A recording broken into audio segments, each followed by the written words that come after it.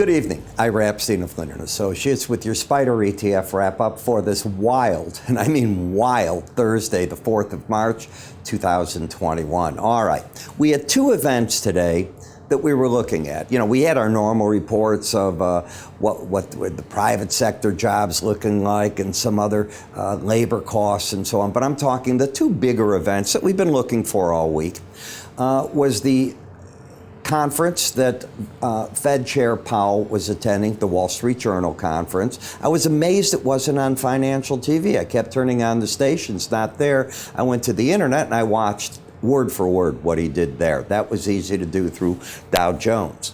The other thing was the OPEC meeting, which you don't know, but you know, you have to assume it's going on, and that's not finished. It finishes up tomorrow, but we had a pretty good idea. Let's take the easier of the two and the shock of one of them.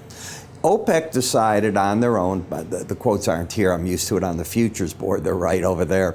OPEC decided to basically not really increase production. They gave a measly $130,000 a barrel a day allotment to Russia, and Kazakhstan got 20,000 barrels a day. That's it. The Saudis are keeping their voluntary million barrel a day off the market. No other members are allowed to increase production. They'll revisit it in April. The market was not ready for that.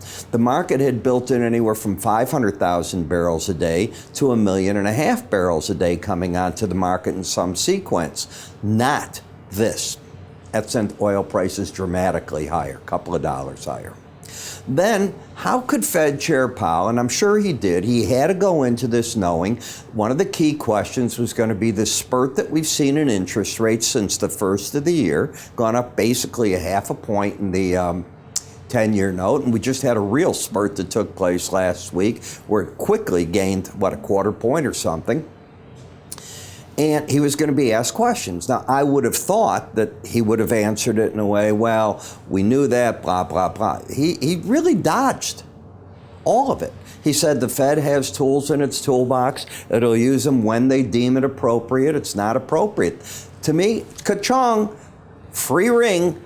Let's take interest rates sharply higher. Let's take these markets lower at this point in time and take the froth out. Remember, they did think, and one of the concerns of the Fed had been some of the froth that they were seeing in the stock market areas and so on. Okay. That, of course, killed the gold market. GDX sort of hung in there, and foreign currencies got smashed by the higher dollar. Did it hurt metals? Copper was down at 1.20 cents, I think. It was a dramatic break there. Gold, silver all sharply lower. So, yeah. They did what they want. Was it planned? I don't know. Not even remotely do I know. Next thing before I go on. In these videos, I do not tell you buy here, sell there. I do that in my subscriber videos. That comes out for your SPDR. I start recording at 8:40 in the morning. So I had one person ask, hey, Ira, it doesn't seem that you're saying buy. I want to buy here, sell there. They're right. I'm not allowed to. Not that it's the rule of YouTube if you're watching this. It's the regulations that I'm under as a registered broker.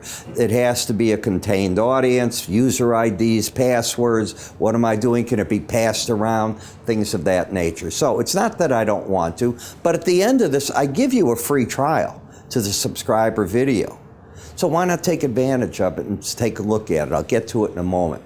Last, please remember, I'd appreciate your help on YouTube. Either you like these, you don't like them. You can subscribe there for free to all the YouTube videos, and that's easy. So GameStop, it said, we've got that new buzz thing, and people are paying attention to us anyways. And did it break with everything else? Absolutely not. It went up another $8. I'm laughing because it's so funny. But there was a tweet that came out by, I think it's Mr. Cohn from Chewy, that he's on the board, and he did an ad, and that was it. No wording or anything, a picture. He's giving enough to tell you the story without saying it of what they're going to do with GameStop. Got it? Interesting use of social media. As for AMC, the market backed off, but I'll tell you, I heard a good piece of news. Do you know how many Americans are getting today, and this plays into all this, are getting vaccines on a daily basis now? 2 million. Yankee Stadium is now 24 hours a day, Vaccines in Chicago, they're so buried at the United Center where the Bulls play, which I can walk there from my home, that the systems went down. So if you think this country's not racing to get their vaccines, they are. There's always going to be an element of people that don't want to get them. You watch. There's going to be a passport that they develop. There's too much talk about it for not to happen, where you'll have something on your phone, your wallet, whatever it is that proves you got a shot and you can get into an event. You didn't get your shots, you might not be able to get in. I'm expecting that to happen. Europe will probably go with it first, or somewhere in the Middle East. Israel, some country. And they'll make it work, and then it'll be interesting. But AMC, you're backing off, but you're still over the 18-day average. Trend down on the swing line, bias up, and momentum flat. Not much you can say there. PAVE, I've been expecting a pullback. You've heard me say that here, and you're getting what I thought. And it all began today. If I take today's action out of this market, you've had higher lows. You started making the lower high possibility. Today's action with this cracks the market. Now you got lower highs, lower lows. Okay? So if that's the case, where might the market head to attempt its footing? I'm going to guess the 18-day average of closes, because I call that the line in the sand. That's often where a market that's under the market goes back to. If it's over it, comes back to and fights battles. Very common. So you got there, and like somebody said, hey, Ira said that 18-day average is important. The market ended up there. It could go further, but it did what it's supposed to. What about Bollinger Bands? Well, the resistance held up just the way I put in my course and what I'm doing on my enhanced course right now. And if you fall hard, I'd look for the lower band to be the support. But going home, the trend is down. The bias is down. Lower highs, lower lows, settlement under the 18-day average. The pros are likely sellers right here. Stop over the 2366, possibly 2367, and looking for maybe the 2196 level, the lower Bollinger Band. What about momentum? It turned down. So they've got everything onto the bear side. When I take a look at THCX, it's not a trend. You've got a higher high, lower low. What you're trying to do is lock in bearish momentum.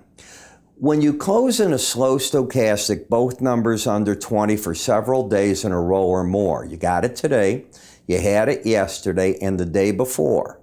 When you do that, until that red line closes back over 20, you've added now another layer to a chart that had been bearish, and it's fighting. This takes over. The swing line's no longer important.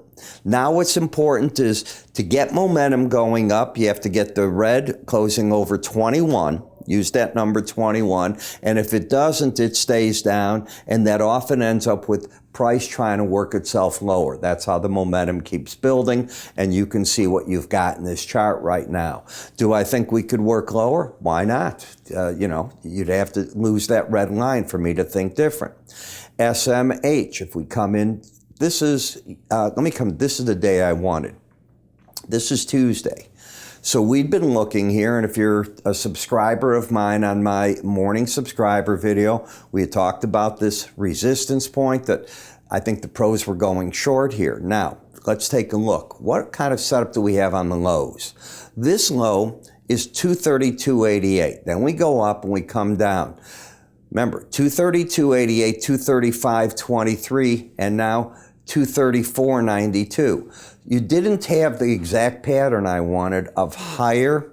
You had higher lows, lower highs. That's what I'm trying to get at. Now the market's starting to set up an outside day down. Yesterday was the sign for the bears, I think, to come in with their stops over here. Is it a trend trade? It is not. You still have the pattern of higher lows, lower highs, and if it falls, lower Bollinger Band objective, bingo. That's today. Next objective, if you get additional selling, the 100-day. What are the odds of staying under that Bollinger Band very long? Very small. Very small. Go back. You don't stay over it very much. You won't stay under it very much. Less than 5% of the time. When we look at XLI, do you see the top forming at the Bollinger Band? If I didn't have Bollinger Bands on there, What would you think? With them, you get to see the resistance point. The algorithm is saying, I've put up a resistance. Now, let's come to the market. This is on Wednesday. This is how you looked. The pattern is now, and I want to do it this way. What do we have? I want to come to this high so you get an idea. This high was 93.66. You come down, you come back up, you'll see 93.62, and this is how you finished yesterday. Are you trending? No. You've got a lower high, higher low, the bias is up, and you have a market that is over 70. It's called overbought. That is not a bearish signal, but it's not a bullish signal either. Market goes up again. This was yesterday. That was Tuesday. This is the day before. Now you have an uptrend, but you're overbought as can be. Do I ever tell traders, I can tell you that right now, to buy a Bollinger Band or sell a Bollinger Band? If I do, slap me across the face.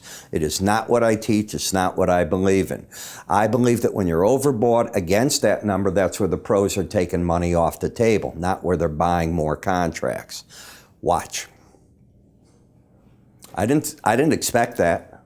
If you think I did, you'd be very wrong. But I also am not surprised it ran into the resistance. Energy sector, it's been in an uptrend. It re-embedded, did it? Let's take a look. It lost its embedded reading here. As far as I'm concerned, when that happens and it stays lost, you have to rebuild the whole market. You are not embedded. You are in an uptrend. The market's going into an OPEC. I'm thinking the market's going to fall, not do anything else. Really, I did not expect that, but I'm not bearish. Would you be bearish if you're me and you keep hearing me say when you got the bias up, you're thinking the short side? If you are, only if you lost an embedded reading, and that's what the pros might have done there. They might have taken a look at this and said, you know, I want to be short with the stop over that high.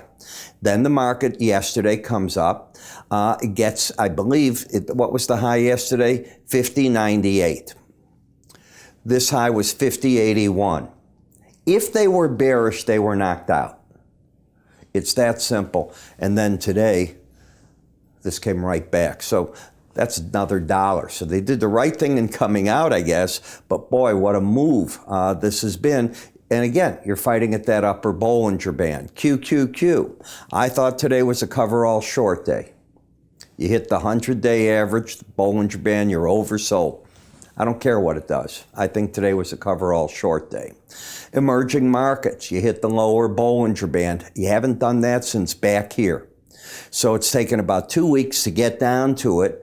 I'm looking for the support in this market now. Now I'll start looking, okay, what's the next event? Can it keep going lower? Of course it could, but it is oversold at the Bollinger Band. Enjoy yourself if that's something you want to trade.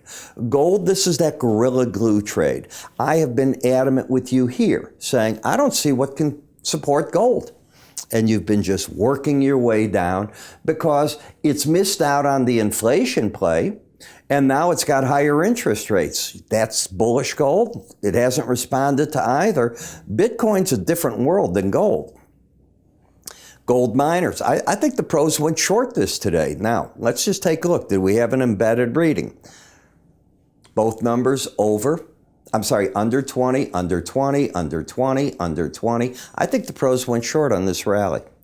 And I think they're going to be looking at 30.32. I think if the red line closes over 21, they run for the hills.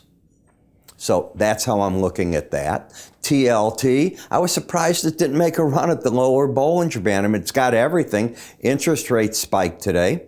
FXE, this has been a complete failure trade. I was looking for this to be supportive. It's not. My favorite market in futures to trade is currencies. I don't recall the last currency trade I made. That's not a good thing. It's been a long time. That's good, not bad. The setups haven't shown up. I don't care if I'm bullish or bearish as a chartist. You don't walk into a chart with a preference. If you do, you're going to be in trouble. This is a bearish chart, but oversold now. When you had a bullish setup back here, you got overbought right away. This market's just going from upper Bollinger Band to lower Bollinger Band, back and forth, no follow-throughs. Forget it. I don't see anything to do. So you put it all together and you try to come up with a plan. And whether you're just a SPDR ETF trader, my complete research is something you might want to consider. What do I do for that? I'm writing about the reports that are coming out. I will cover vaccines, believe it or not, what the impact could be on the economy.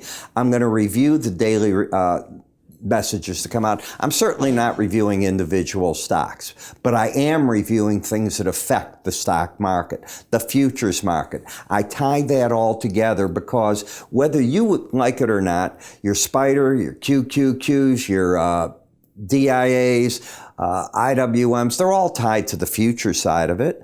TLT, it's tied to the future side of it. I can go on and on. Every energy trade you're looking at there, if it's not a company, it's general oil market, you're doing the future side of it. I can go on with you and on with you. So why not understand that? Well, I cover that in my research twice daily. You can get free access if you'd like to try my SPDR ETF video for free for 2 weeks if you haven't tried it before.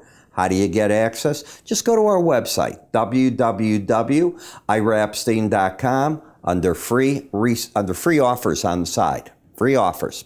You can get your trial. If you want to sign up instead, go to research on the top of the page. You can sign up for everything right there. I'm Ira. You have a good day. It's going to be exciting tomorrow. I promise you when we get the jobs data. I'll be there for you. Take care.